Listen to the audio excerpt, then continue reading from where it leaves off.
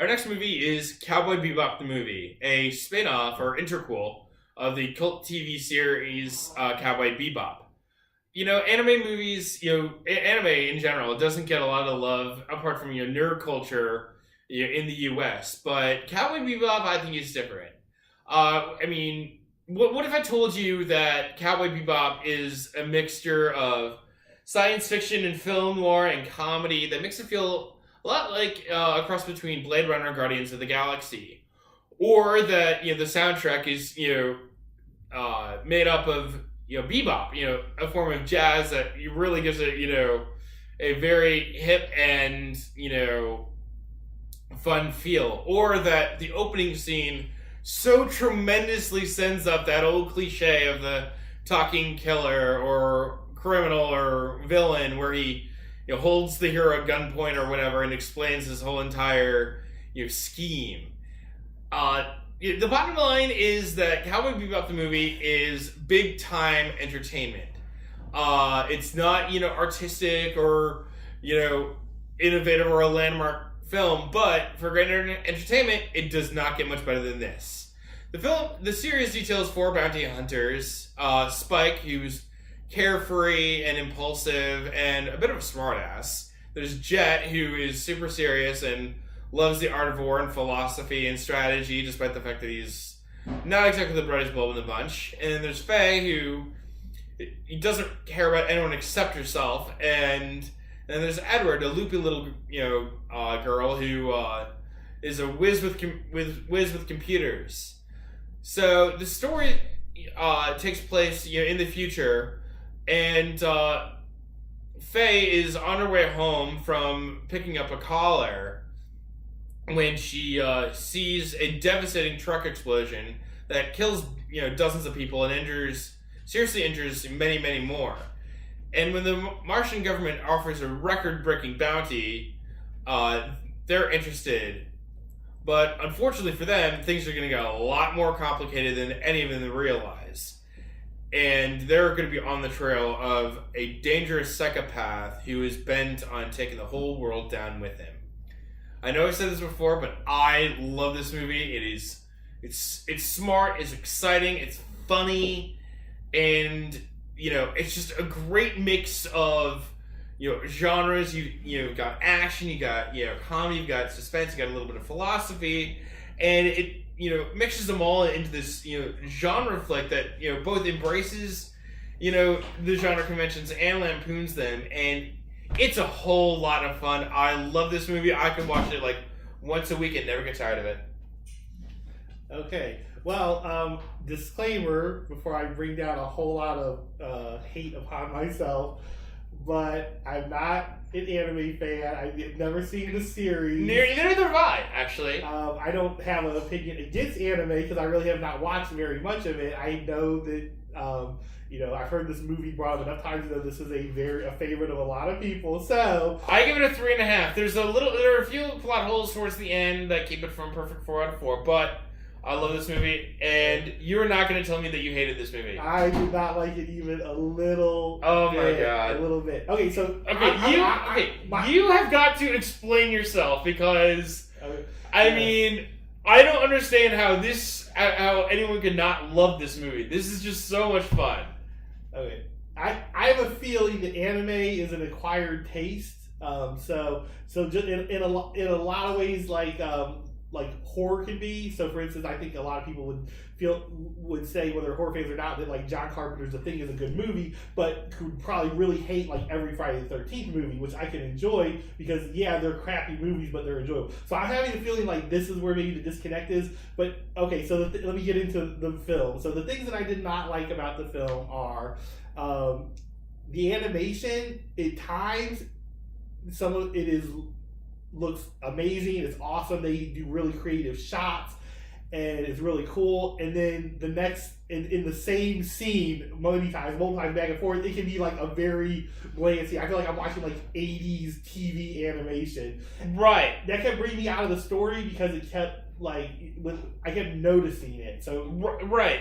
I'll defend that to this degree. It's basically what happens is that Japanese animation they use less images, so that's limited images to create movement to save obviously save time.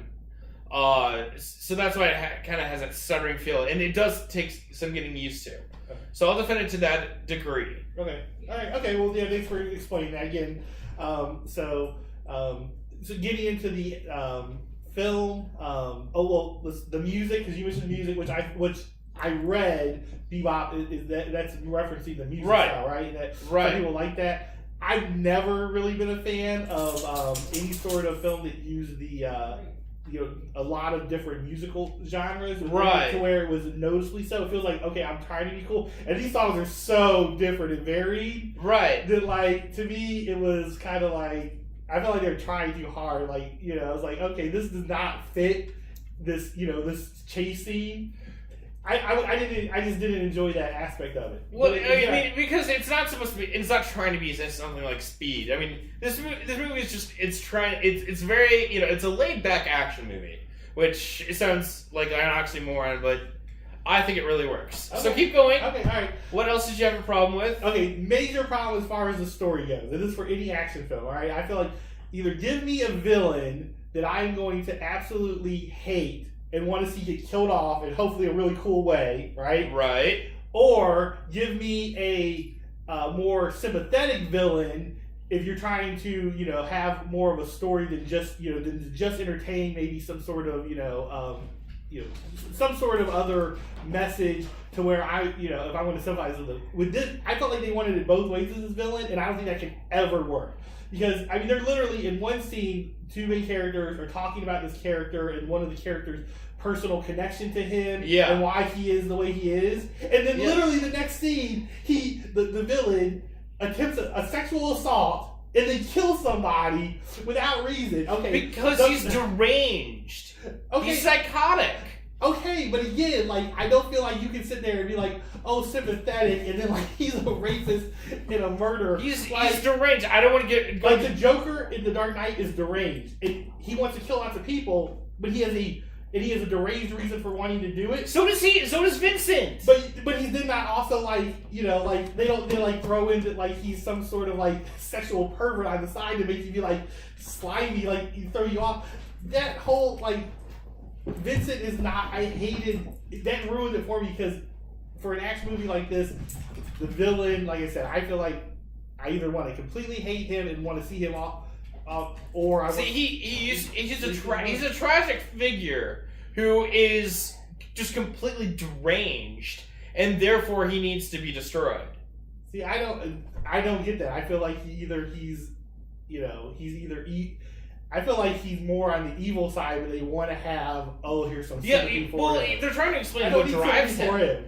I don't care about... In that case, I don't care about what drives him. They would have been better to give him, like, he hates, either he just hates the world or whatever. When they add in scenes, like I said, where he's actually trying to commit a sexual assault that's interrupted, and then he just kills, like... Yeah. Those, to me, are, okay, like, those are... make me hate you villain scenes, right? And then the other scenes are let me be sympathetic. Okay, I will defend that scene to this extent. It's meant to push your buttons. It's meant to make you uncomfortable. Okay. So, but it's also not nearly as graphic as some other movies have gone. Like, for example, Hollow Man. Right. All he does really is, it's implied, but all he really does is, cut a button off. So it's not extremely graphic. No. So, No, it's not. Like you said, it's really just... So you just had a problem with the villain.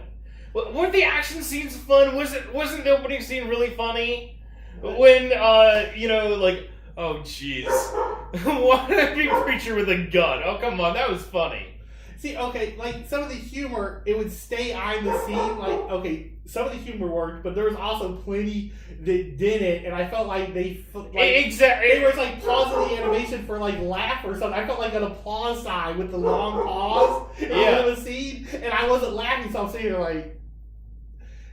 again, I understand this is probably largely some stylistic choices of something that just doesn't appeal to me as much. Yeah. I think even if I did like it, I still would have had the problem mainly with the villain. But for me, I mean, it's 1.5 stars because I feel like either for people who fall into my camp and not, who aren't loving the animation style and the unbelievable. Ignore this guy. This is the guy who didn't like Ichimama Tambien, so he has no taste. I give it a 3.5. This is a lot of fun. I don't know anyone who's seen this movie except for him and not loved it. This is a total blast from start to finish. I would recommend finding a 5 to 10 minute clip and watching that. And if you're the trailer, the trailer's pretty badass, and it doesn't give away too much. Okay, well, yeah, and then if you're digging that, then watch the film. Yeah. You are far, far off on this one, my friend.